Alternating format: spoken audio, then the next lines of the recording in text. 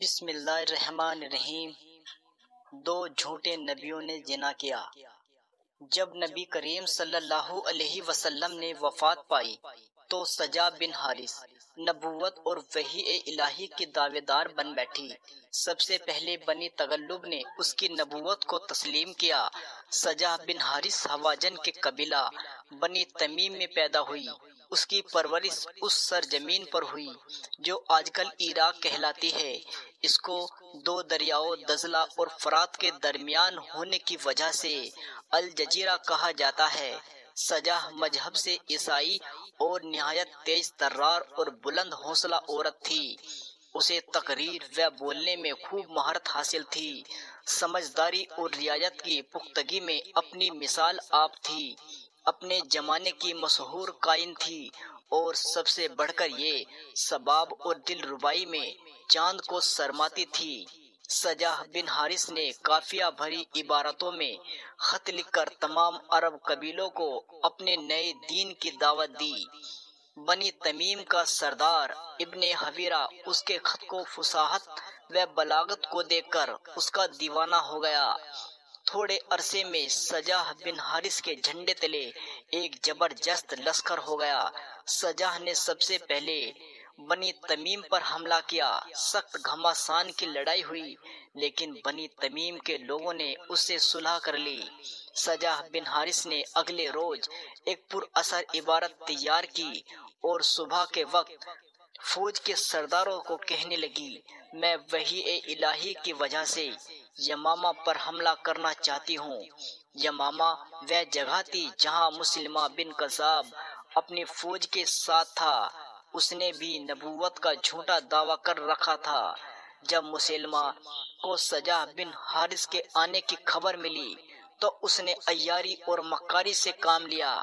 اپنے لوگوں کو قیمتی تحفے وغیرہ دے کر سجا کے پاس پیغام بھیجا۔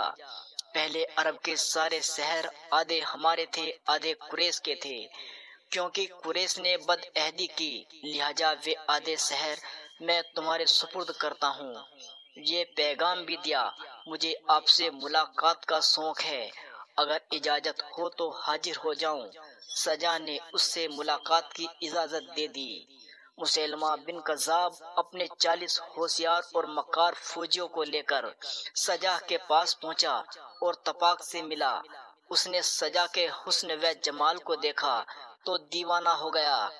اسے یقین تھا کہ لڑ جھگڑ کر عورت ذات کو جیتنا مشکل ہے، البتہ عشق و محبت کے کانٹے میں پھنسا کر سیدھا کرنا آسان ہے۔ مسلمہ نے سجا کی تعریفوں کے پل باندھ دیے اور درخواست پیش کی، آپ میری دعوت قبول کر کے میرے خیمے تک تشریف لے چلے، وہاں ہم دونوں تنہائی میں ایک دوسرے سے بات کریں گے اور اپنی اپنی نبوت کا تذکرہ درمیان میں لائیں گے۔ سجا اپنی تعریفیں سن سن کر جوش مسرت میں پھولی نہیں سماتی تھی۔ اس نے حامی بھر لی اور وعدہ بھی کر لیا کہ دونوں کے حامی خیمے سے دور رہیں گے، کسی کو اندر جانے کی اجازت نہ ہوگی۔ اس کامیابی پر مسلمہ کی بانچیں کھل گئی۔ اس نے واپس آ کر حکم دیا کہ ایک خوشنما اور پرتکلف خیمہ گاڑا جائے، اس میں اعلیٰ قسم کے اسباب ایش و عشرت رکھے جائیں، سجا سنوا کر قسم قسم کے عطر مہیا کیا جائے اور خیمے کو سجا دھجا کر سیج بنا دیا جائے۔ جب سب تیاری پوری ہو گئی اس نے سجا کو آنے کی دعوت دی۔ سجا اگرچہ رس کے کمر اور حسن و جمال کی پیکر تھی مگر اس ملاقات کے لیے وہ خوب بن سنور کر اور جوبن نکھار کر حسن و لطافت کے پھول برساتی اور معشوقانہ انداز و مستی میں چلتی ہوئی مسلمہ کذاب کے خیمے میں آ پہنچی۔ مسلمہ اگرچہ سجا سے عمر کے اعتبار سے دوگنی عمر کا تھا مگر ڈیل ڈول میں مضبوط تھا۔ اس نے سجا کا استقبال کیا، نرم و نہایت ملائم ریشمی گدیلے پر بٹھایا اور میٹھی میٹھی چکنی چپڑی باتیں کرنے لگا۔ خوشبو کی لپیٹوں سے سجا کو مست و مسرور کر دیا۔ مسلمہ جانتا تھا عورت جب خوشبو کی وجہ سے مست ہو جاتی ہے تو مرد کی طرف مائل ہو جاتی ہے۔ مسلمہ نے سجا سے کہا اگر آپ پر حال ہی میں کوئی وحی نازل ہوئی ہے تو سنائیے۔ سجا بولی نہیں، پہلے آپ سنائیے۔ مسلمہ تو پہلے ہی صحبت بھری گفتگو کرنے کے لیے تیار بیٹھا تھا۔ اس نے سجا کا رویہ معلوم کرنے کے لیے کہا کہ مجھ پر یہ وحی اتری ہے، کیا تم نہیں دیکھتے تمہارا رب حاملہ عورت کے ساتھ کیا سلوک کرتا ہے؟ ان سے چلتے پھرتے جاندار نکلتا ہے جو پردوں اور جھلیوں کے درمیان لپٹے رہتے ہیں۔ کیونکہ مسلمہ بن کذاب کی وحی سجا کی نفسانی خواہش کے مطابق تھی، سباب کی امنگوں نے اسے گدگدانا شروع کر دیا۔ وہ غیر مرد کے ساتھ تنہائی میں بیٹھی تھی اور چاہتی تھی کہ سہمانے گفتگو جاری رہے۔ بولی اچھا کوئی اور وحی بھی اتری ہو تو سنائیے۔ جب مسلمہ نے دیکھا اس ناجنین نے اتنی فاحش گفتگو کو گوارا کر لیا اور برا ماننے کے بجائے خوش ہوئی تو اس کا حوصلہ بڑھا۔ اس نے مست مست نگاہوں سے سجا کی طرف دیکھا اور اس کے حسن و جمال کی خوب تعریف کی اور کہا یہ آیت بھی مجھ پر نازل ہوئی ہے۔ اس شرمناک اور شہوت انگیز ابلیسی کلام کو سن کر سجا بن حارث کے اندر شہوت بیدار ہو گئی، اس کی آنکھوں میں سرخ ڈورے آنے لگے۔ مسلمہ بہت چالاک اور مکار تھا، وہ عورت کی طبیعت کو جانتا تھا، کہنے لگا سنو، خدائے تعالیٰ نے آدھی زمین مجھے دی ہے اور آدھی قریش کو دی ہے، مگر قریش نے ناانصافی کی، لہٰذا میں نے قریش کا آدھا حصہ تمہیں دے دیا۔ میں بڑے خلوص سے مشورہ دیتا ہوں، اگر ہماری فوجیں مل جائیں ہم سارے عرب پر قبضہ کر لیں گے، تم عرب کی ملکہ کہلاؤ گی، تمہاری فوج کی دیکھ بھال کا کام میں کروں گا، ہم آپس میں نکاح کر لیتے ہیں، ہماری نبوت بھی خوب چمکے گی۔ سجا بن حارث پر مسلمہ کا جادو چل چکا تھا، وہ بولی مجھے آپ کا مشورہ منظور ہے۔ یہ سن کر مسلمہ مسکرایا اور کہنے لگا مجھے ایسا ہی حکم ملا ہے۔ الغرض دونوں نے بنا کسی گواہ کے نکاح کر لیا۔ انجام ملاقات معلوم کرنے کے لیے لوگ چشمے وراہ اور کان لگائے تھے، جبکہ خیمے کے اندر دلہا اور دلہن بہترین بستر پر جوانی کے مزے لوٹ رہے تھے۔ شوق وصال کا یہ عالم تھا کہ 3 دن تک خیمے سے باہر نہ نکلے۔ مسلمہ نے جی بھر کر سجا سے نفسانی خواہش پوری کی، ارمان بھرے دل کی آرزوئیں پوری کی۔ دن میں اپنی محبت کو خاک میں ملا کر اور مسلمہ کے ہاتھوں اپنی عزت لوٹا کر شرمندگی میں ڈوبی سجا لڑکھڑاتے قدموں سے چلتی ہوئی اپنے لشکر میں واپس ہوئی۔ اس کے سرداروں نے پوچھا کہ 3 دن کی مجلس کا کیا نتیجہ نکلا؟ کہنے لگی وہ بھی نبی برحق ہے، میں نے اس کی نبوت کو تسلیم کرتے ہوئے نکاح کر لیا۔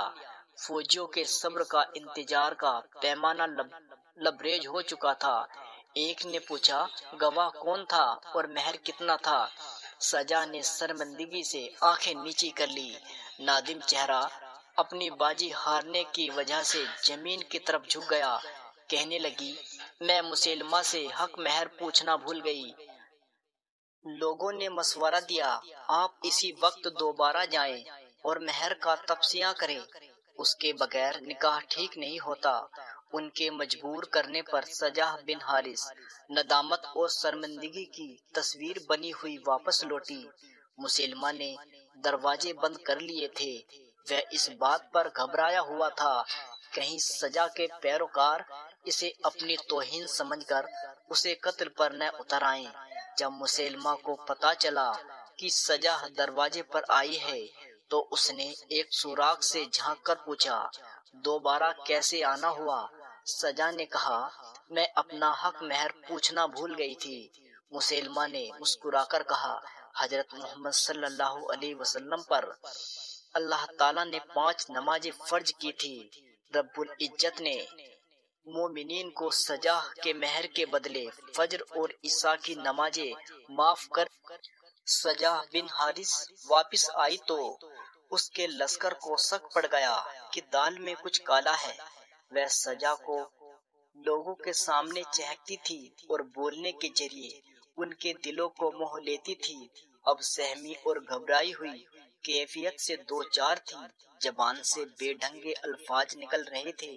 عورت جب اپنا جوہر عصمت لٹا بیٹھے تو اس کا یہی حال ہوتا ہے۔ وہ اپنی جیتی باجی ہار چکی تھی۔ اس کی فوج کے لوگ بد دل ہو کر اپنے گھروں کو واپس جانے لگے۔